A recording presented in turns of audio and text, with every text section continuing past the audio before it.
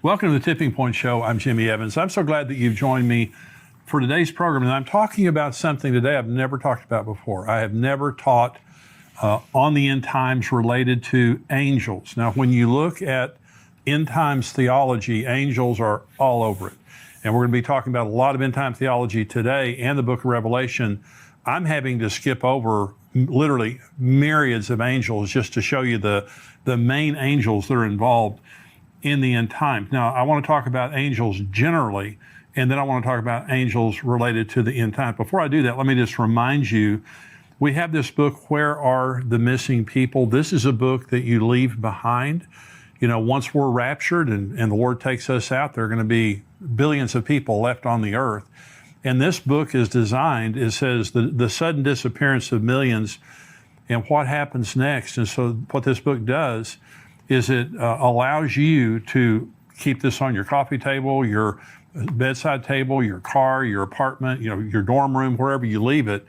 But somebody, when we're gone, people are going to be going through our stuff, and this will help them to know what just happened, to explain to them what the Bible said just happened, and lead them to Christ, and explain to them how to have a relationship with Christ, and also explain to them what's about to happen in the world. So this is going to be an eternity saver for a lot of people. Now, we just went over 100,000 of these books that we've sold. These have been selling very quickly.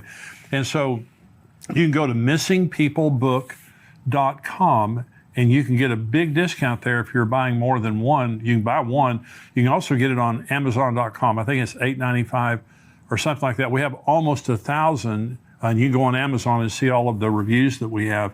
I think we have like almost 1,000 five-star reviews of this book. People are reading it, and it's blessing them, and some people are getting saved reading this book right now. So missingpeoplebook.com. And I'm saying this too right now because Christmas is coming up, and you might want to give these away to family members and things like that, just to empower them to leave it around for someone. But if they read it, I can promise you, it's going to bless them. And in some cases, it's going to wake them up to the reality of what's going on in the world. These are the testimonies that we're getting from this. Where Are the Missing People? You can get it on missingpeoplebook.com, and you can also get it on Amazon.com. But if you're buying more than one, you'll get a much better discount on missingpeoplebook.com. Let me talk about angels. One of the subjects that is very central to end times teaching is how involved angels are in carrying out God's plan. In the studying about angels in the end times, let's begin to understand who angels are and the role that they play. And so the first thing is they're ministering spirits sent to help believers and those who will inherit salvation. This is what Hebrews 1 says about angels. But to which of the angels has God ever said, "Sit at my right hand till I make your enemies your footstool"? Are they not all ministering spirits sent forth to minister for those who will inherit salvation? They're just God's servants that come into the earth realm to minister to us. And so, we have angels, and I'll talk about that more in just a minute. We have angels. John Lindell was on the program. He is the pastor of James River Church, and he had a very powerful encounter with an angel that healed him. The angel grabbed him. He had cancer and healed him of cancer. Psalm 34:7 says, "The angel of the Lord encamps around those who fear him and delivers them." Psalm 91 says, "Because you have made the Lord, who is my refuge, even the Most High, your dwelling place, no evil shall befall you, nor shall any plague come near your dwelling. For he shall give his angels charge over you to keep you in all your ways. In their hands they shall bear you up, lest you dash your foot against a stone. You shall tread upon the lion and the cobra, the young lion and the serpent you shall trample underfoot." Now notice both of those scriptures there, that they protect those who put their trust in God, that they fear God. They're trusting in God's protection and under God's authority. And I heard someone say one time, we have guardian angels that, like when we're driving down the road, they're there to guard us. But if we exceed the speed limit, that they can't go faster than the speed limit. Now, that's kind of a joke. They can go as fast as they want to go. But I do believe that there is a special presence of God, an angelic presence of God, when we're submitted to God and when we're trusting Him. And so they also escort us to heaven when we die. Now, this is Luke chapter 16.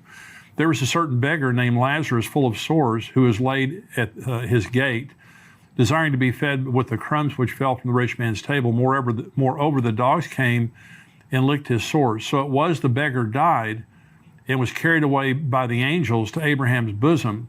The rich man also died and was buried, and being in torment in Hades, he lifted up his eyes and saw Abraham afar off and Lazarus in his bosom. Now, notice it says the angels carried Lazarus. It didn't say they carried the rich man. And so now I've been at the bedside of many, many believers when they died. Let me tell you, when I was a young pastor, I dreaded doing funerals, and I dreaded people dying in the church that I pastored. But when it started happening, one of the things that I noticed was the presence of God at the death of a Christian is unbelievable. It's one of the most precious things in the world, most powerful things in the world. And my father-in-law died a few years ago, very strong Christian, went to sleep and never woke up again. And so we talked to the hospice nurse, and she said, well, he's maybe a day or two away from passing. And she said that don't be surprised right before his heart stops beating if he doesn't open his eyes and reach his arms out. She said, because the angels come for him. Well, if there's anyone who knows about that, it would be a hospice nurse. And she said it just matter of fact. Then I believed her. And so as a believer, when we pass, angels come and take us into the presence of God. And the Bible says that very clearly there. Children have angels. This is Matthew 18. Jesus said, take heed that you do not despise one of these little ones.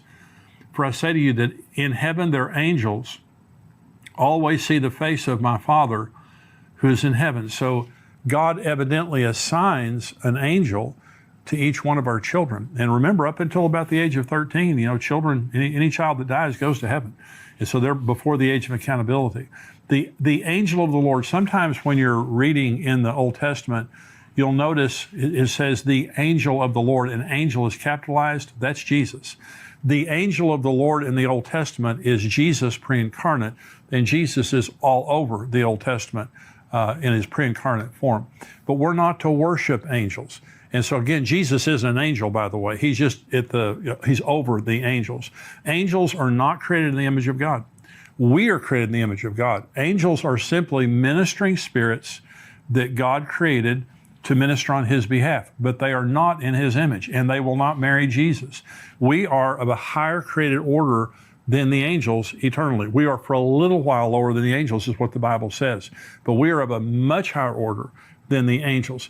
And so Colossians chapter 2 says, let no one cheat you of your reward, taking delight in false humility and worship of angels, intruding into those things which he has not seen, vainly puffed up by his fleshly mind, and not holding fast to the head, from whom all the body, nourished and knit together by joints and ligaments, grows with the increase that is from God.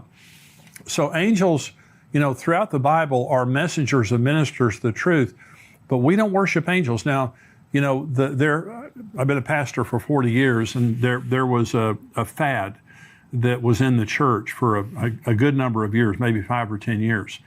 And some pastors and a lot of individuals were having encounters with angels. Now, I'm sure some of them may have been true. I have never, that I know of, had an encounter with an angel. I mean, I probably have, because the Bible tells us sometimes we have encounters with angels unaware. And so I probably have had an encounter with an angel that I didn't know about.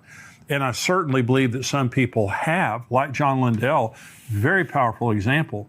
But a lot of people have experiences with angels in a life and death situation, like John Lindell. And so you don't always necessarily want an encounter with an angel. But we went through this period of time that it was kind of like a status symbol, that you had an encounter with an angel, or that you saw an angel or something like that. Well, it's not a status symbol. You are surrounded by angels whether you realize it or not. And sometimes they may appear in our world, but not always as someone that we would recognize. That's why it says you entertain angels unaware. But my point in this message is to say, angels play an absolutely crucial role. There's kind of two extremes. One is the worship of angels, and the other is not believing in them. And I'm telling you, we have angels. There are times, I'm certain in my own life, there have been probably hundreds, if not thousands, of instances where something bad would have happened to me without my angel doing something about it, our guardian angels. And so they play a huge role in our lives. They play a huge role in eternity, but they also play a huge role in the end times. Let's go through some of the specific end time scriptures, and let's look at the angels that are a part of the end times, beginning with the book of Daniel and the angel Gabriel. Now, this is when the end began. I have a message that I preach, and it's called, When Did the End Begin? Here's when the end began. Because some people say, Jimmy, why do you have to have an end times? Why are you people so obsessed with the end times? Hey, it wasn't my idea. It was God in the Old Testament, beginning in Daniel chapter 9, when the end was announced. Here it is right here. Daniel 9, beginning of verse 20. While I was speaking, praying, this is Daniel speaking. Now, while I was speaking, praying, and confessing my sin and the sin of my people Israel, and presenting my supplication before the Lord my God for the holy mountain of my God, yes, while I was speaking in prayer, the man Gabriel, whom I had seen in the vision at the beginning, being caused to fly swiftly, reached me about the time of the evening offering, and he informed me and talked with me and said, O Daniel, I have now come forth to give you skill to understand. At the beginning of your supplications, the command went out, and I've come to tell you, for you are greatly beloved. Therefore, consider the matter and understand the vision. 70 weeks are determined for your people and for your holy city to finish the transgression, to make an end of sins, to make reconciliation for iniquity, to bring in everlasting righteousness, to seal up vision and prophecy, and to anoint the most holy.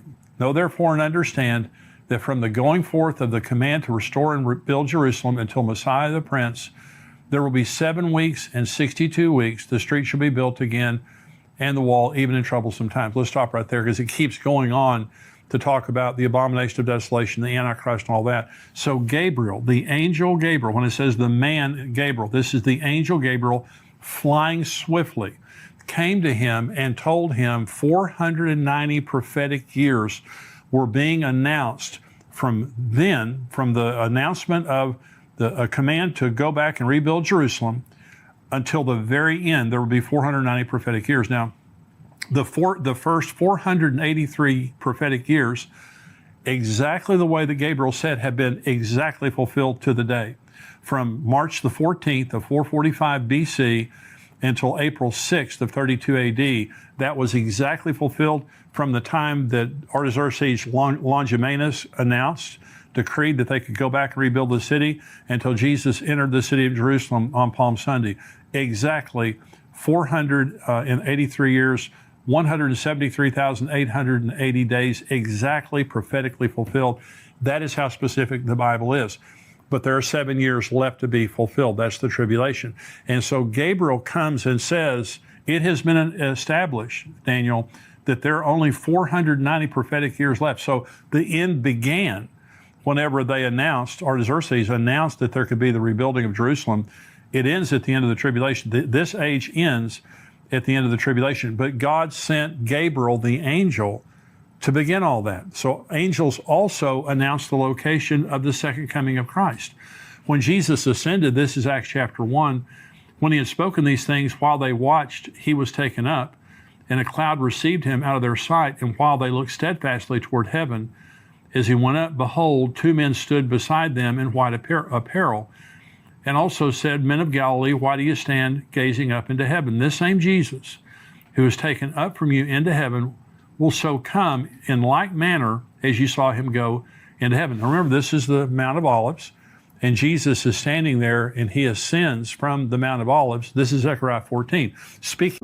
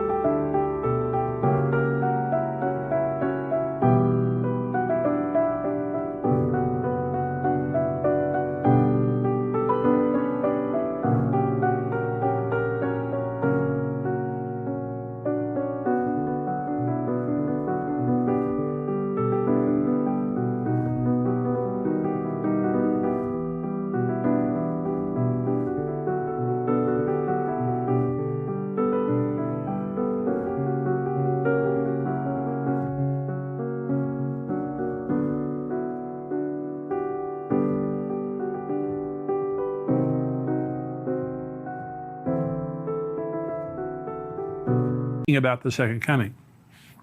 Then the Lord will go forth and fight against those nations as he fights in the day of battle. And in that day, his feet will stand on the Mount of Olives, which faces Jerusalem on the east. And the Mount of Olives shall be split in two from east to west, making it a very large valley. Half the mountain shall move toward the north and half toward the south. Then you shall flee through my mountain valley, for the mountain valley shall reach to Azal. Yes, you shall flee as you fled from the earthquake in the days of Uzziah, the king of Judah. Thus the Lord my God will come, and all the saints with you. Now, this is a parallel text with Acts 1. It's also a parallel text with Revelation 19. It says, thus the Lord my God will come, and all the saints with him, and return to the Mount of Olives. Revelation 19 says that's where it talks about the marriage supper of the Lamb. And then it says that he returns on a white horse, and all the saints return with him. So understand this, when the rapture happens and we go to heaven for 7 years, and I'll be answering a question during the subscriber portion about the timing of the marriage supper of the Lamb. And I've got a very specific question, because some people believe that the marriage supper of the Lamb doesn't happen until the end of the tribulation based on Revelation 19. I'm going to correct that. But Jesus comes and we come with him. When Jesus returns to the earth, we literally come right up, we're looking right over his shoulder when it happens. It's going to be an unbelievable moment. But an angel is the one who announced the specific location where Jesus was going to come back in the New Testament. We'll get right back to Tipping Point in a moment, but I wanted to take a second to tell you about our sponsor, ExpressVPN. Going online without ExpressVPN is like leaving your kids with the nearest stranger while using the restroom. Most of the time it's probably fine, but you never truly know who you're trusting. What if they're a kidnapper or a serial killer? ExpressVPN creates a secure tunnel between your device and the internet.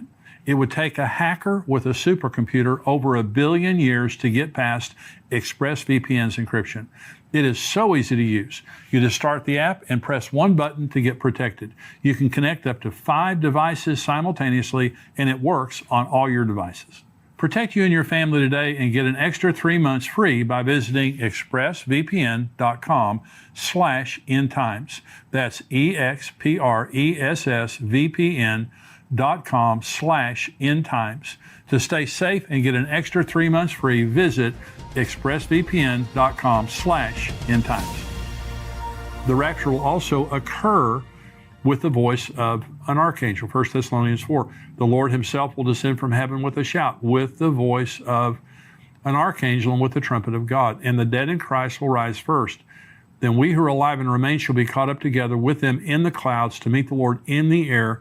And thus we shall also always be with the Lord. Therefore, comfort one another with these words. Now, notice there it says we meet him in the air. Okay, that's the rapture. The second coming is on the Mount of Olives. Okay, that's another way to understand it. It says the voice of an archangel. Only Michael. Now, Michael and Gabriel, we believe, are archangels. Michael, we know is an archangel because the book of Jude tells us that Michael is an archangel. Gabriel, he is announced as an archangel in the book of Enoch. And now the first book of Enoch, I believe, is inspired. It's not canon. It's not the Bible. The other 2 books of Enoch are not inspired. They've already been proven to be false. Now remember, the book of Jude quotes the book of Enoch. And so you can't dismiss the book of Enoch. But I believe Michael and Gabriel, so at the rapture, either Michael, Gabriel, there's going to be the voice of an archangel there. The book of Revelation was given to John by the Lord's angel. This is Revelation 1. The revelation of Jesus Christ, which God gave him to show his servants things which must shortly take place.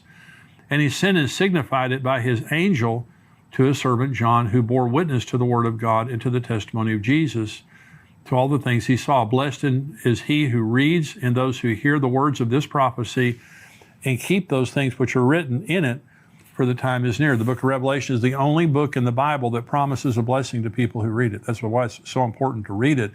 And so, but we're told there that John was given the revelation by the angel of the Lord. The scroll with the seals that begins the tribulation will be controlled by a strong angel. This is Revelation 5. I saw in the right hand of him who sat on the throne a scroll written inside and on the back, sealed with 7 seals. Then I saw a strong angel proclaiming with a loud voice, "Who is worthy to open the scroll and to loose its seals?" And no one in heaven or on the earth or under the earth was able to open the scroll or to look at it.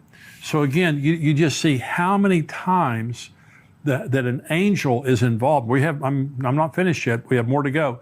But you see how many times an angel is involved. And so I believe these angels are present with us right now. And I believe that, and of course, as believers, you have to understand one of the beautiful things, the instant that we're raptured, we enter into the unseen realm. We're a part of the supernatural realm. And I think it's going to be absolutely intriguing all of a sudden to be able to see myriads and myriads.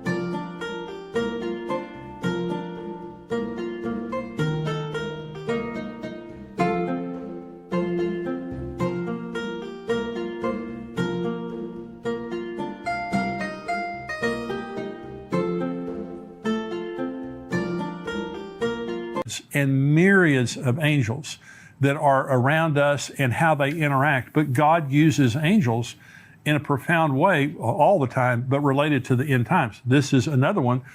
An angel seals the 144,000 Jews in the tribulation with the seal of God. This is Revelation 7.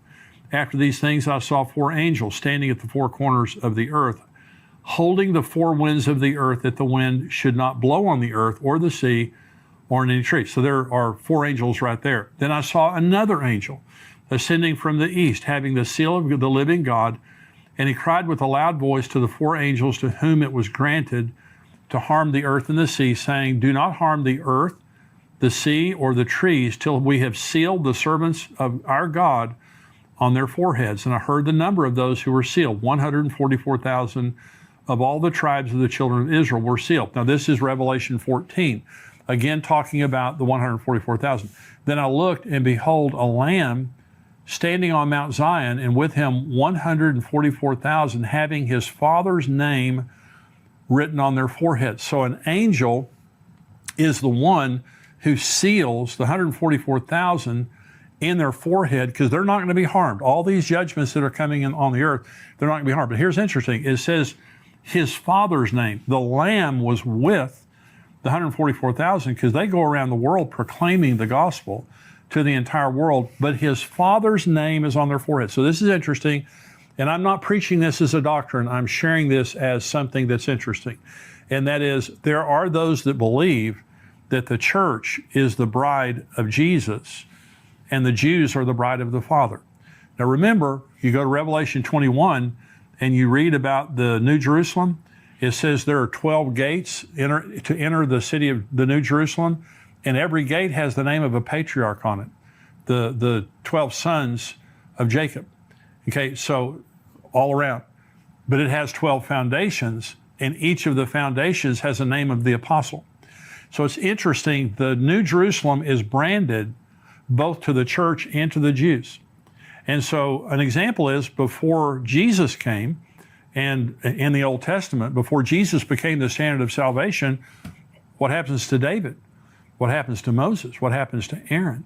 What happens to, all the wonderful people in the Old Testament? Well, they certainly don't go to hell. And so where do they go? So there are those that believe that in the New Jerusalem, this is shared by the Old Testament Jewish saints that are the bride of the Father, and the church that is the bride of Christ. Interesting thing. Okay.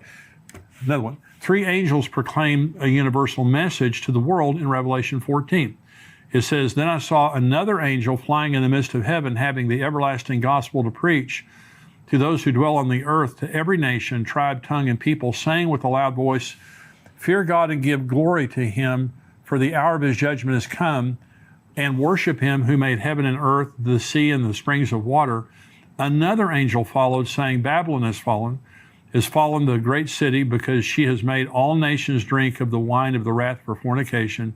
Then a third angel followed with them, saying with a loud voice, if anyone worships the beast and his image, and receives his mark on his forehead or on his hand, he himself shall also drink of the wine of the wrath of God, which is poured out full strength into the cup of his indignation.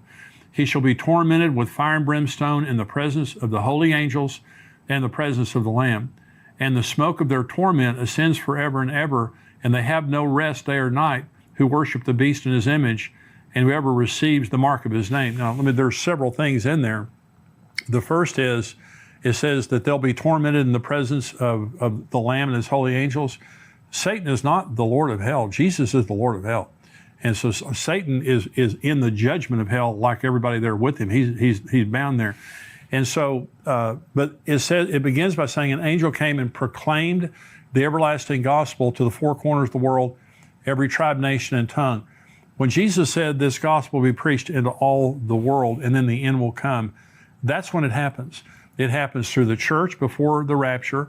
It happens through the 144,000 after the rapture. It happens through the 2 witnesses after the rapture. And finally, it happens with this angel in Revelation chapter 20, preaching the gospel supernaturally to every person on earth. And so these angels that are proclaiming the gospel, and Babylon has fallen, and the unforgivable sin of taking the mark of the beast, these are all angels proclaiming 3 important messages. And here's finally, an angel binds Satan for 1,000 years at the beginning of the millennium.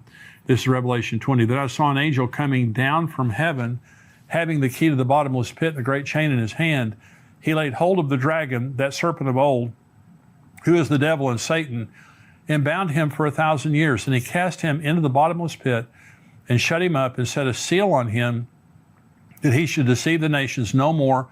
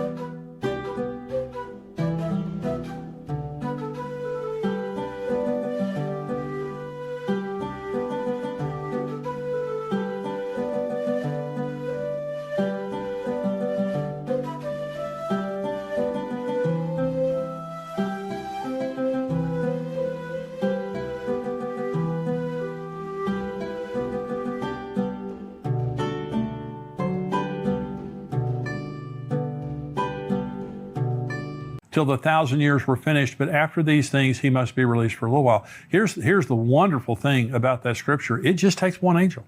When it talked about the seals, it says a strong angel said, who is worthy to break the seals? This doesn't even say it's a strong angel. So let me just say, first of all, when Satan fell, he took 1/3 of the angels with him. That means that 2/3 stayed with God. That means in the angelic realm, the angels of God are twice as powerful as the angels of Satan. But how much more powerful is God than Satan? It would be like the United States of America fighting 30 people. There's just no comparison. I mean, God is infinitely more powerful than the devil. So when it comes time to lock the devil up, one angel goes over and takes him and puts him in the bottomless pit. But I just want you to notice now the angelic participation in the end times, but the same is true for us today. We don't worship angels, but you need to remember, you have angels around you all the time. And God is using those angels in your child's life. The day that if Jesus tarries and we pass away, they're going to take us into the presence of God. In the meantime, we have guardian angels that are with us. They're ministering spirits sent to render aid to God's elect. So when you're praying for yourself, you're praying for your family, you're praying for your children, whoever you're praying for, angels are dispatched. God uses angels in a supernatural way in the earth realm to help us, but they are and will be a major part of the end times. Now I'm going to talk about Israel. We're going into the subscriber portion. I'm going to talk about some incredible things that are happening regarding the building of the third temple. I'm also going to be answering a lot of questions right now. We have a lot of end time questions that our subscribers have written in, so I'm going to be answering these questions. If you're not a subscriber to endtimes.com, it's $7 a month, $77 a year. You get the full Tipping Point podcast plus all of our videos and articles that come out all week long, and all of our archives. $7 a month, and there's a 7-day trial period also.